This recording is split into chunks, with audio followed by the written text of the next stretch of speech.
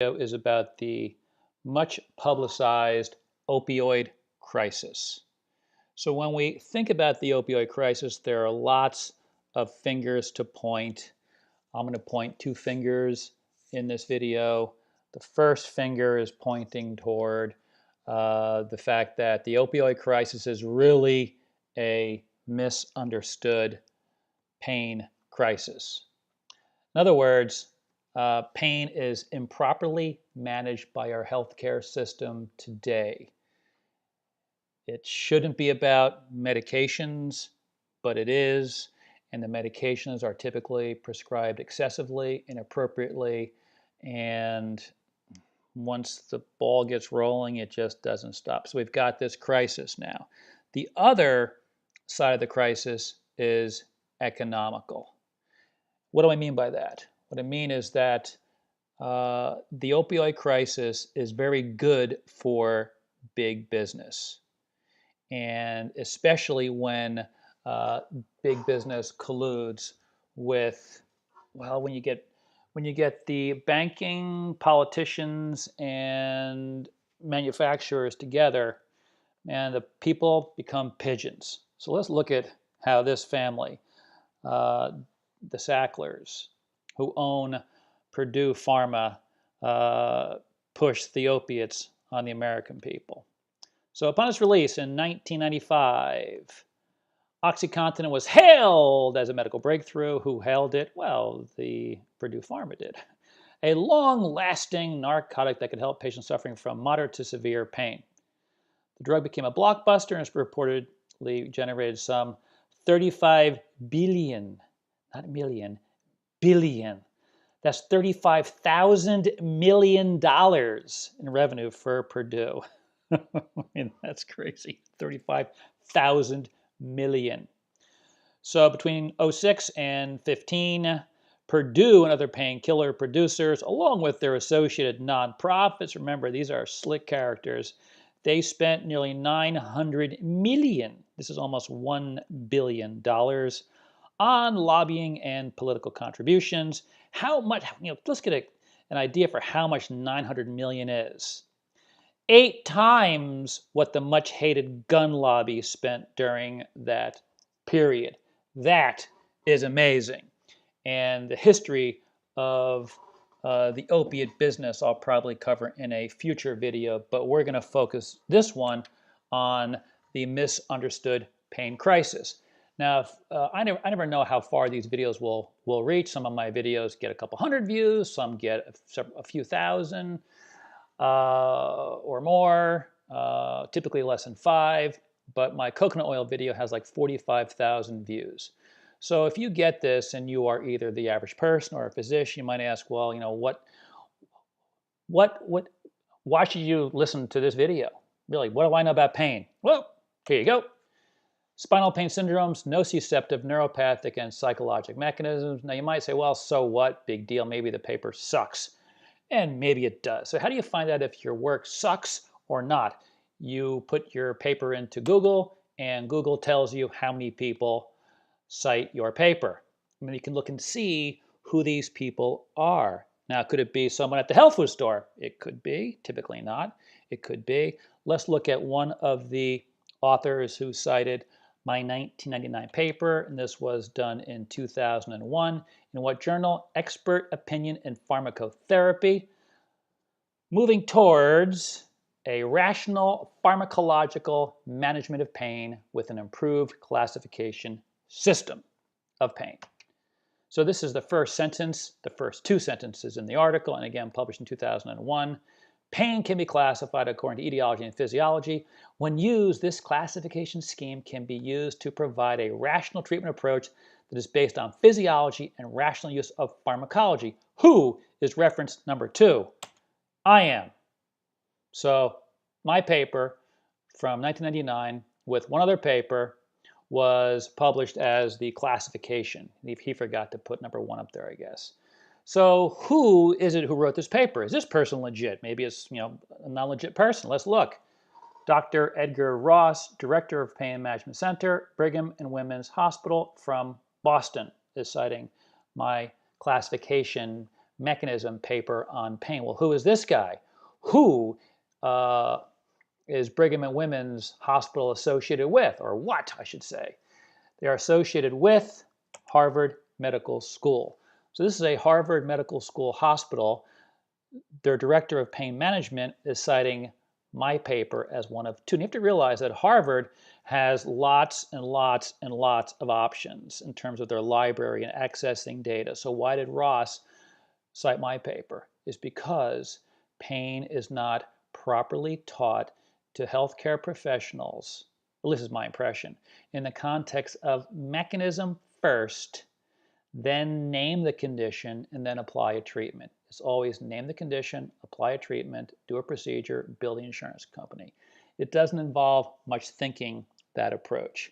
Understanding mechanisms is different. So my training in terms of mechanisms began back in probably like 89.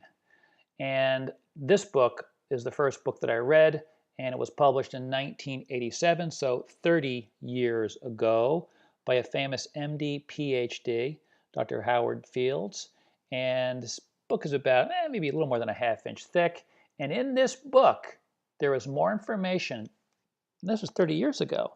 So if you take this book and you use this book and write exams for medical doctors, osteopaths, chiropractors, acupuncturists, physical therapists, and name anybody else you want to name, and you wrote an exam based upon this book, most of them would fail because pain education training is typically taught in a physiology book, which is only a couple of pages long. So it's pathetic, the pain training for physicians, and that's why there is a management crisis in my view.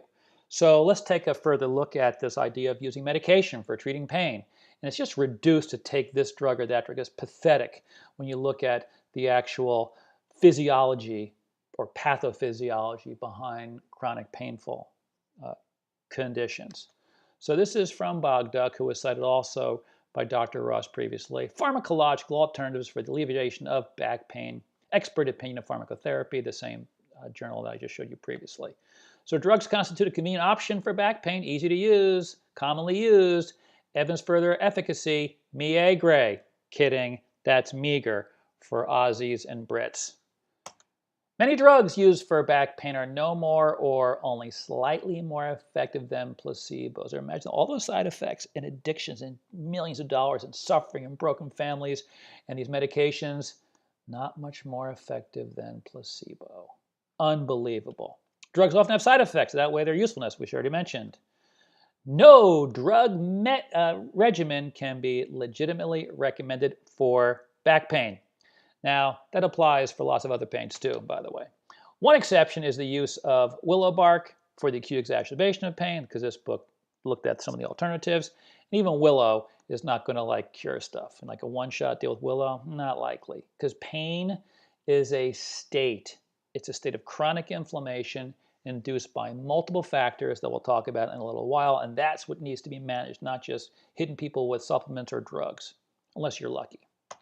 So what are we told? The management of back pain requires measures other than drugs. So how should we look at pain and to get an idea of treatment based upon mechanism? So this is an image I created back in 2005, started working a little bit earlier, and you can see in the top, we see here 6 injury sources. Obvious trauma, sprained ankle, car wreck, something like that. Micro trauma, basically sitting all day would be an example. Lack of exercise, pretty obvious. And here are the biggies. These are the biggies. Because if you are just sitting in bad posture, you can change your posture and literally be pain-free or have substantial pain reduction if your pain is caused by bad posture. But if you're suffering from lack of sleep, chronic stress, and the dietary flame has been turned on, almost nothing you do is going to help the pain. So I'm not going to talk about this image because too many laymen may look at this. But the point for anyone to appreciate now is that these 3 in red are the big factors. These 3 in red cause pain. So these need to be addressed. They need to be addressed. And this is a more simple version of the picture. So again, we can see the big three, plus I added here BMI. BMI was not in the previous one. Body mass index. Basically, being overweight. Too much body fat, let's be frank. Too much body fat. So those 4 factors. And then throw in a lack of exercise. And what will happen is your body cells, your immune cells, your non-immune cells, will all start to pump out inflammatory chemicals. Now these 4 in the box we'll be discussing, not in great detail, you just need to recognize them. These are IL-1, 6, and TNF. They are called cytokines. They're proteins that create inflammation and stimulate pain fibers, as they're commonly called, but not so accurate. They're really called nociceptors. And then PGE2 is a fatty acid from omega-6 fatty acids. It too stimulates the nociceptive pain fibers. Look what happens in the spinal cord, where these nerve cells communicate. They connect, and that connection is called a synapse. Into that synapse is dumped the exact same chemistry.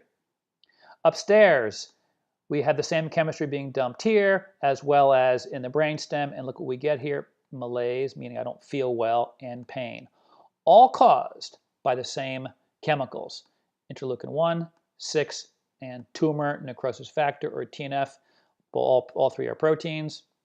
And then PGE2 comes from a fatty acid. So lack of sleep, stress, the dietary flame, increased body weight is what drives this into excess. Now, if you may not have much pain and then get injured and still have these pro-inflammatory factors present, and now you get intense pain and you don't get better, you're at risk for opiate issues if you're not careful.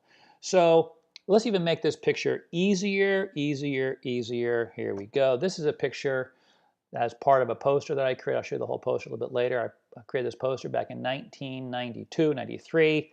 And note down below, the poster contains up to bradykinin. I didn't know back in 92 or 3 that these cytokines participated. It wasn't clear to me that they were actually, because the way this whole works is that all these chemicals have to have receptors on the nerve cell. And if there's no receptor for the chemical, it'll have no effect. And I could not tell back in 92 if there were in fact receptors. And now we know for sure they absolutely are receptors on these pain fibers for cytokines. So you can see what happens. This guy's got a BMI problem, and he's living on calories that are densely packed, so high-calorie foods that are devoid of fiber and key nutrients. So this image tells a simple story. So there's a lot of talk on the internet and wherever you look about nutrition and inflammation.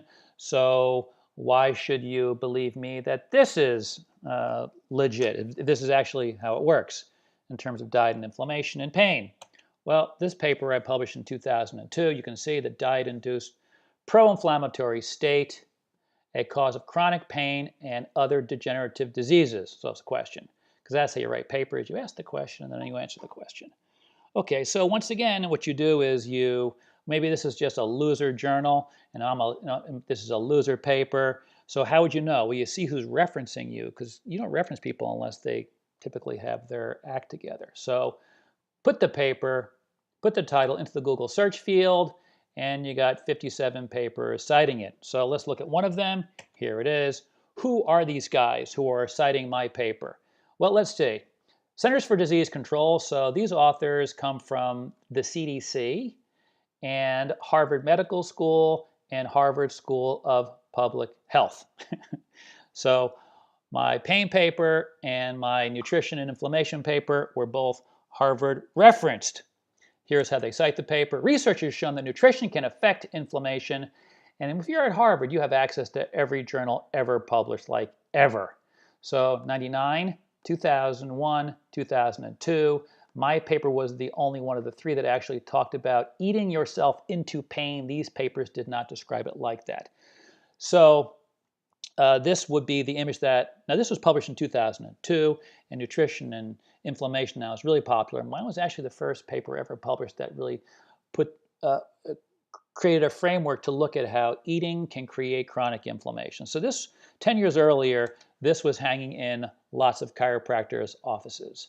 So chiropractors were involved in dealing with pain from the nutritional perspective a decade or more before any other profession.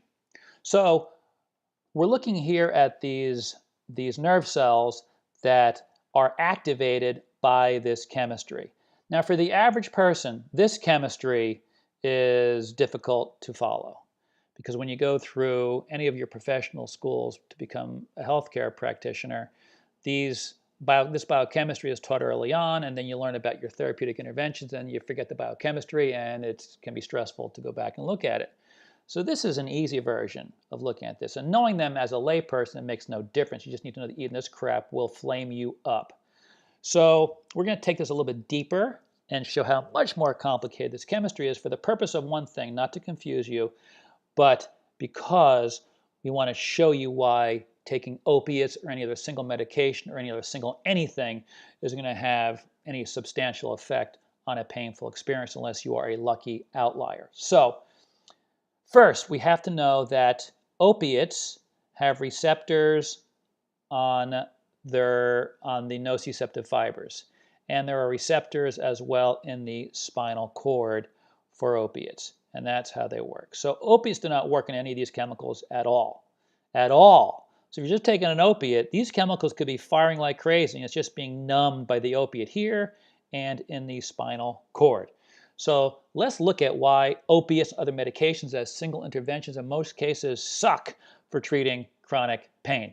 So you can Google search this yourself, neurogenic neuroinflammation. Don't worry about the terminology. It's not a worry. You come up with this image here. So you have two images that you are able to look at. This was published in the journal Nature, which is one of the most well-respected journals there is in the land of research. So here is the paper. You can pull it up if you want. And then this is the image. Now, don't turn off the video because you don't know what any of this stuff means. That's not the point of this. The point of this is to show you how much chemistry is involved in. Now, imagine that this is the beginning of a nerve cell wherever you hurt. Makes no difference wherever you hurt. The only way you can hurt is if these nerve cells are in the tissue that hurts. So in that tissue, you've got a whole bunch of cells, and all these cells are dumping all of this chemistry. All of this chemistry is being dumped. And there are opiate receptors on this nerve cell to which opiates bind, and they turn off the activity of the nerve cell to some degree, but they do nothing for the rest of these chemicals. Let's look at some of these, just kind of like have some bearing. Underlined in red, cytokines. Remember I mentioned those before, the cytokines, IL-1, 6, TNF. Remember before I mentioned PGE2, the prostaglandins. So underlined are the proteins that cause pain and inflammation, and in the circle are prostaglandins that cause pain and inflammation. Okay, with that in mind, what are we not being told in this image? This is a great image for maybe using medications and taking opiates, but what is not banged into the head of healthcare practitioners so that they focus their treatment efforts there are these pain/pro-inflammatory factors, most important, that are almost never considered in clinical practice, are lack of sleep, stress, dietary flame, and body mass index. There have been papers where just sleeping less creates increased pain the next day. So this is completely missed when you're talking about, because there are really no, you go to a standard physician, chiropractor, therapist, physical therapist, primary care medical physician, orthopedist, whoever it is, they're not going to treat you for lack of sleep. They may give you Ambien. How are they going to treat stress? Stress is what you got to do. They can't treat the dietary flame, and they can't slice out fat. So what they do are treatments that have nothing to do with the cause of chronic pain and inflammation. And part of the issue is there aren't good procedural codes so that physicians can bill insurance companies for all this. And that's part of the systematic problem, the system-wide problem that we have. The lifestyle factors are on individuals. So let's jump to the spinal cord. So we are in the joint, wherever you hurt in the periphery, these nerve fibers are there. all affected by these 4 pro-inflammatory factors in red. So impulses get, can you see this word action potential? Those are impulses that transmit up into the spinal cord, and here is a spinal cord. So here comes the nerve cell that's in your joint or muscle or wherever, your gut. Action potentials go in, and this nerve cell releases mediators. What does it release? Ooh, cytokines. I'll get all of them in a second. And then once these mediators are released into this area called the synapse, they stimulate the pain transmission neuron. Let's look at the chemistry. Ooh, cytokines appear again. Now, I'm just showing cytokines and prostaglandins. That's all I'm showing. There's obviously dozens more. So when you take an opiate, it has no effect on any of these chemicals. All it does is it dampens the excitability of neurons centrally and peripherally. Has no effect on the big drivers of chronic pain, which are these lifestyle factors here. So simplified again, I've underlined for you cytokines and prostaglandins. Back to my picture from over 10 years ago. Here are the big pro-inflammatory drivers. Here are your cytokines, prostaglandins being released peripherally, centrally, and the outcome is chronic pain. Now, along with chronic pain, people tend to become depressed. And the average person who's looking at, they're called psychosocial issues, does not understand the nature of psychosocial issues. So let's look at these. The biggest for pain is depression. So let's look at what depression is. So you can Google search this if you will. If you wish, this guy's a pretty famous researcher on depression and inflammation. I recognize his name from a lot of papers. I don't recognize Miller as much. So let's look at their picture for us to take a peek at. What do we see there? Well, what we see are your cytokines again. Now, upstairs in your brain, and for, remember, antidepressants, they're typically like Prozac and Zoloft, those guys. They're serotonin reuptake inhibitors. Tricyclic antidepressants, what they do is they get at serotonin and norepinephrine. Here's serotonin, here's norepinephrine.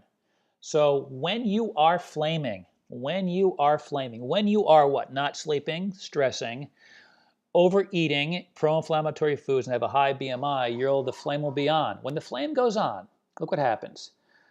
3 things. First, 1, we make less serotonin to be released. So once serotonin is released, this neuron will help us feel better. So less serotonin, number 1. Number 2, less serotonin is released into the synapse to talk to the cell that will give us depression relief. And number 3, whatever serotonin does get dumped gets quickly taken back into the cell that produced it. So the outcome is less serotonin in the membrane or in the synapse to influence the postsynaptic cell to give us our antidepressant effects. So the outcome is depression. Depression. So what does this tell us? This tells us that the chemistry of depression is identical to the chemistry of pain. And by the way, the chemistry of heart disease is identical, practically speaking, not from a scientific research perspective. Practically speaking, the chemistry of depression, pain, heart disease, cancer, endometriosis, painful menstruation, osteoarthritis, all the same chemistry. All is pro-inflammatory. So what do we need to do? We need to make sure that we get our sleep in order, get our stress factors in order, get our eating in order, and get our BMI in order. So this is a paper I wrote, Body Mass Index and Musculoskeletal Pain. Is there a connection? And so my point of showing this is to demonstrate that absolutely there is a connection. But some people might say, well, is it really true? Because I'm fat, I have no pain. Not everybody who is fat has pain. It's not a one-to-one correlation at all. But the point is, if you are in chronic pain, the odds that you're a skinny person is kind of low because the average person in America is overweight. 65, 70% of the adult population is overweight. So, same thing as before. Is this paper legit? Put it into Google. BMI, pain, semen, that's me. And you can see cited by 41 researchers who would be citing me, so to see if it's legit or not. So this is published in Current Rheumatology Reports. Title of the paper from 014, Effects of Obesity on Function and Quality of Life in Chronic Pain Conditions. Okay, so this is their reference list. Papers of particular interest published recently have been given bullet points for of importance or for 2 bullet points of major importance. First paper, Jonas, no bullet point. Next one, no bullet point. Number 3 on the list, my BMI paper, Seaman, DR, that's moi. What are we told? This is an article about a relevant issue and provides an excellent explanation of the relationships among BMI, metabolic syndrome, chronic systemic inflammation, and pain, published, as I said before, in Current Rheumatology Reports. This is by Spanish researchers at Hospital University. Two are food scientists, and the other is an actual rheumatologist. So in my paper, I use the term adiposopathy, which refers to sick fat syndrome. And this is the paper I cited. And there's Big Daddy. There he is.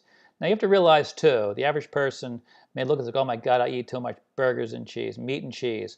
Well, too much is a problem. But if you take away the sugar, well, this isn't even that bad, a little bit of ketchup here. But you take away the flour, take away the French fries, and fill this with a pound of vegetables.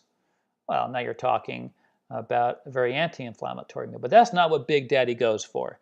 And then for dessert, Big Daddy goes for sugary, floury, oily, salty stuff. And next thing you know, he is Big Daddy. So this is, now imagine, you're going to give this guy an opiate and expect him, who's in chronic pain, to feel better. Now, I did a video previously, and you can look in the list at the D-Flame Nutrition YouTube channel, and you'll see how body fat causes pain. Immune cells become modified within the adipose tissue mass, and these immune cells start pumping out painful inflammatory chemistry as if there's a low-grade infection and an autoimmune condition. So remember, adiposopathy. This is a paper from the D-Flame Diet book. Here is adiposopathy. I'm not going to go through this image because of the time involved. But what I do want to show you is that the average American lives on sugar, flour, and refined oils. This over time will lead to 3 big supplement nutrient deficits. Well, low D is from lack of sun. But if you're overweight, you'll end up with low D anyway because vitamin D is fat soluble. So if you're overweight, you're obese, chances are you have low vitamin D levels even if you do go in the sun and will get regular sun exposure. So these are the big 3 that are profound modulators of inflammation. And then, of course, if you live on sugar and flour, you're going to screw up the gut. And you can watch 2 or 3 videos I did on the microbiota. Okay, so we live on sugar, flour, refined oils that are salted. We become deficient in these key nutrients. We become fat over time. We get adiposopathy. Multiple ways to activate any cell in the body to pump out this inflammatory chemistry that leads to pain. Very straightforward. And this image is discussed step by step by step by step in the D-Flame Diet book. Any physician listening, you should memorize this chapter. Any layman listening, you can blow that chapter off unless you want to get really into it, because this chapter in the book is the only one that's designed to really get at the details. The rest of it's very, very layman friendly. So what am I going to do at this point? Well, I'm going to show you that when we live a lifestyle of flame, these calorie sources, sugar, flour, refined oils, we produce these chemicals. Now, if you go to a medical physician untrained in the lifestyle factors I described before, they will not make recommendations that are robust enough. They will provide medications, though. So what medications do they provide? Well, interestingly enough, and not surprisingly, all of these chemicals have specific medications that inhibit their activity. So if you live on sugar, flour, and refined oils, become obese, your PLA2, an enzyme turns on, you may get steroids. COX turns on, you get NSAIDs. LOX turns on, you get Singulair, which is typically used for asthma and allergies, but it's also has had a off-label trial for dysmenorrhea because the LOX mediators turn on during and are painful pro-inflammatory mediators involved in painful menstruation. So sugar, flour, refined oils. IL-1 turns on, you get Kineret. IL-6 turns on, you get Actemra. TNF turns on, you get a plethora. And these are advertised on television. You probably recognize ads for these guys. MMPs, typically not involved in directly causing back pain, although MMPs, these are enzymes and they digest cartilage, so they help to drive disc herniation and osteoarthritis. They're not targeted for musculoskeletal pain, but they are used to treat periodontal disease because these enzymes, they digest bone and connective tissue in the mouth. So that's how they are used. And then VEGF is treated or inhibited by Lucentis and Avastin. So this is how the pharmaceutical industrial complex operates. They identify the chemistry that is overproduced as a consequence of living the pro-inflammatory lifestyle, and then they target each enzyme and mediator with a medication. And that's what they market to medical physicians who then prescribe them. And unfortunately, there are other options. This would be an example of the other option. Various supplements can be helpful. Now, they're not as profound as medications, but these are the supplements that are known to be anti-inflammatory and can help to modulate the expression of these pro-inflammatory chemicals. So from a lifestyle perspective for chronic pain sufferers, you got to get rid of sugar and flour, refined oils. You got to get your body weight down to where you were before you became Big Daddy. So I graduated college weighing about 170. That's what I should weigh now, and I do. If you graduated college 170 and now you're 200, unless you got a bunch of muscle on you, you got to get back to 170, or at least try to. So you lose weight, the flame will go off, and you can take supplements like this, and they vary. Which ones? Some people just take these 3, but these are all of the supplemental options. I'm not going to describe how much or anything. Easy to find online. But these are an example. So fish oil, magnesium, vitamin D, bioflavonoid supplements, ginger, turmeric, white willow bark, proteolytic enzymes, and probiotics. Not used to specifically treat any named condition, used to reduce chronic inflammation. So the other thing that we must do, of course, is focus on these lifestyle factors. So if you handle the dietary flame, normalize BMI, now you got to get at lack of sleep and stress. Naps, if you don't sleep enough during the night, take a nap during the day if you can. It makes no difference how long it is. You want to get at least 6 hours a day, seems to be the cutoff. Gotta move, gotta move, gotta move, and you have to avoid postures and activities that will create a low-grade strain type damage on the system. And obviously we want to avoid big, obvious, macro, large, obvious events, ankle sprains and lifting too much weight around the yard or whatever it might be, and avoiding train wrecks and car wrecks and all that stuff. But these guys here, huge for pain. Dietary flame BMI, huge for pain. No drugs for these. Well, there are drugs for lack of sleep, but still you want to be able to sleep on your own. So essentially, you got to get normal. You got to get your body physiology functioning normal. And then you can take some supplements as well. And if you're lucky, you might become pain-free and can avoid the entire opiate mess, which is absolutely a mess. So once again, all these chemicals are produced when we are doing what? Not sleeping, stressing, dietary flaming, and become big fatties. That is the big issue. So we want to get our physiology normal. From the dietary perspective, my book focuses exclusively on how diet drives flame. I talk about supplements in there as well, the ones I take, the ones that are on that previous slide. And multiple questions, no matter what nutritional aspect it is, I look at it from the perspective of chronic inflammation. And it's easy to read, easy to follow. It's available on Kindle. It's available as on hard copy. And you can also follow me on this YouTube channel, so subscribe down below. If you haven't, you should. Help push this out there. Share this video with people who are suffering.